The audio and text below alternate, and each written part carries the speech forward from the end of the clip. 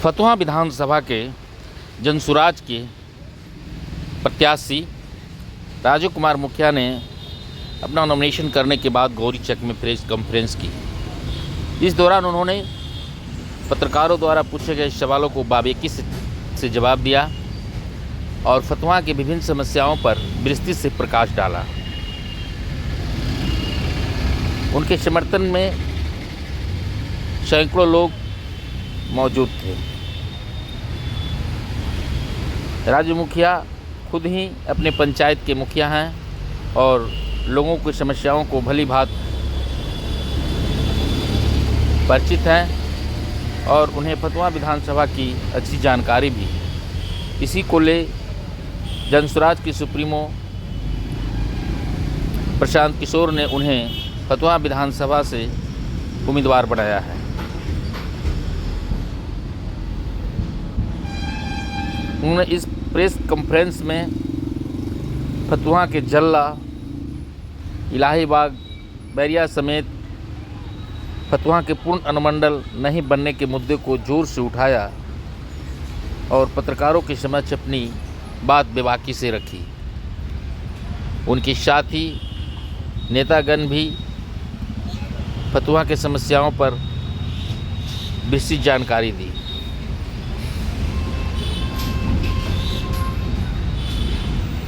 विदित हो कि फतुहा विधानसभा में पिछले 3 बार से राष्ट्रीय जनता दल के डॉक्टर रामानंद यादव जीत रहे हैं और उन्हें परास्त करना किसी भी उम्मीदवार के लिए बहुत मुश्किल काम है। कारण यह आरजेडी का किला माना जाता है। फिर भी इस किले को ध्वस्त करने की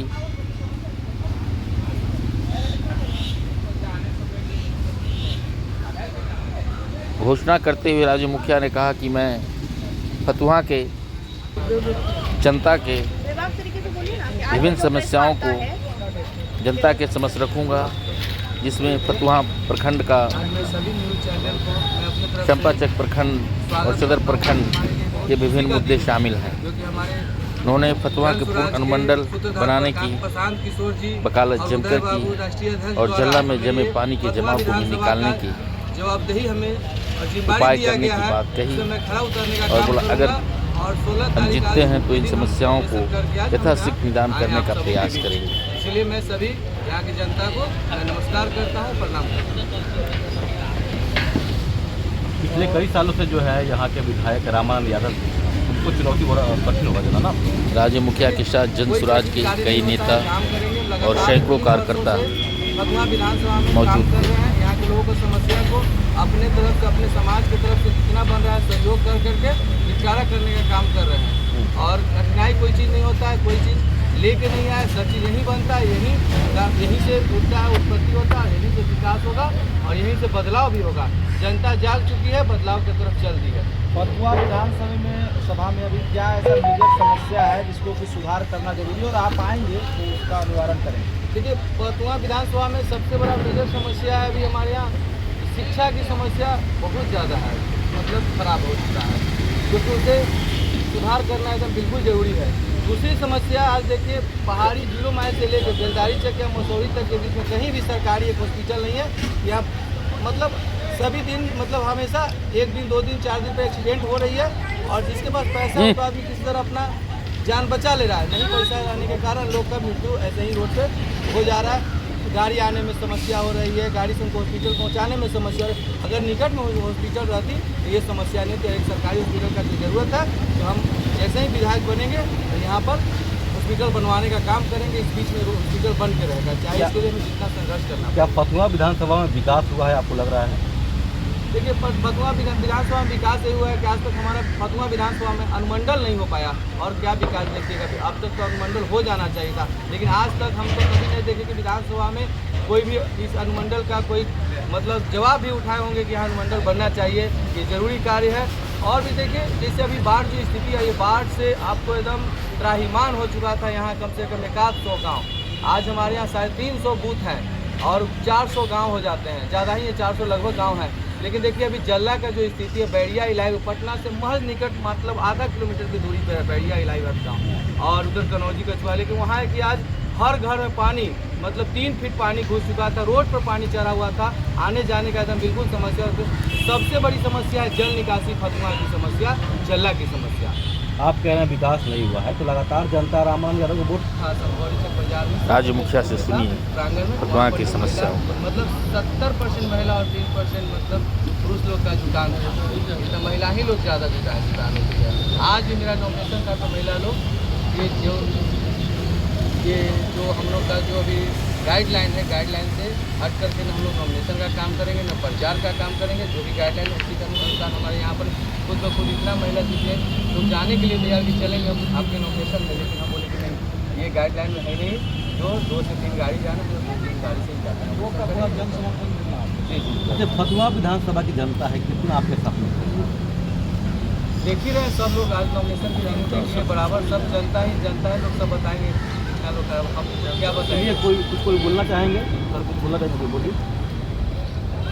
इतना जन समर्थन मिल रहा है कि तो यहाँ अनवरत 2 सभा हुई, उतनी बड़ी भीड़ देश की आज़ादी के बाद गौरी चक में जितने भी बड़े बड़े राजनेता आए, इतनी बड़ी भीड़ कभी यहाँ जुटी ही नहीं। और जन सुराज किसी व्यक्ति की पार्टी नहीं है, समाज के बीच से ही अच्छे लोगों को, अच्छे सोच वाले व्यक्ति को निकाल कर लाया गया है।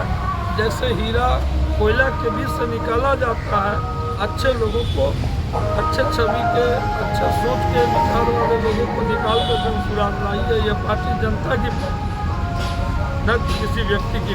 सर कहते हैं कि बिहार में जाति को देखकर वोट दिया जाता है, तो क्या लग रहा है कि इस बार जनता जाति को देखकर वोट देगी?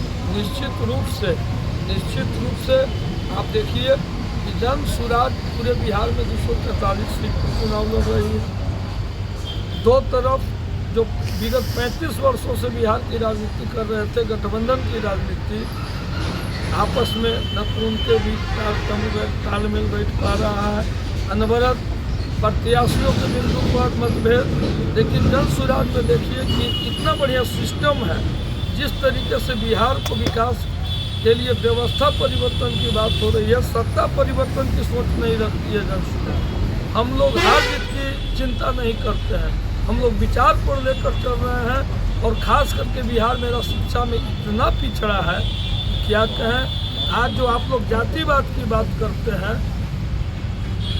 रुपये पैसे धन बल की बात करते हैं, बाहुबल की बात करते हैं, शिक्षा के अभाव के कारण ही वैसे लोग सफल हो रहे हैं राजनीति में, जो इस तरह के कुरीति को, गलत सोच को पनपा रहे हैं लोग में, और उसी के चलते वो लोग राजनीतिक और सत्ता सुख पाने का काम कर रहे हैं। लेकिन प्रशांत किशोर जी जो बिहार के मिट्टी के लाल हैं, आए हैं बिहार में और इतना जागरूक किया है लोगों को। एसी की ज़िंदगी छोड़कर, ऐश्वर्य की ज़िंदगी छोड़कर लगातार गांव में, देहात में, कीचड़ में, उमस भरी गर्मी में पैदल चलने का काम किए।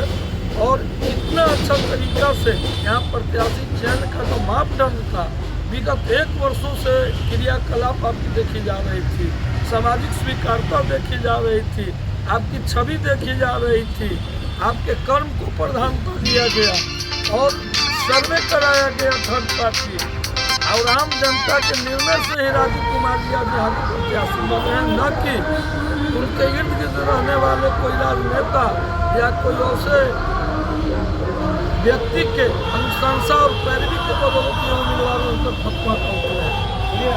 पटना की जनता से क्या कुछ कहेंगे? पटना की जनता से मेरा हाथ जोड़ के निवेदन है, इस बार बिहार बदलाव की तरफ फतवा को बदलने का काम करें और एक वोट जो अपने बच्चों के, देखिए कोई भी नेता और राजनेता अभी तक आए, कोई भी ऐसा बात किन्हीं के आप जवान से नहीं सुने होंगे कि इस बार वोट अपने बच्चों के बारे में दीजिए, अपने परिवार के सोच उनके बारे में, विकास के बारे में दीजिए। ऐसा नहीं है, यही बात हम भी कर रहे हैं कि इस बार फतवा को बदलिए और बिहार को बदलिए और अपने बच्चों के लिए वोट दीजिए, अपने परिवार के लिए एक वोट दीजिए, एक वोट देकर बिहार बदलने का काम। आप टिकट लेने के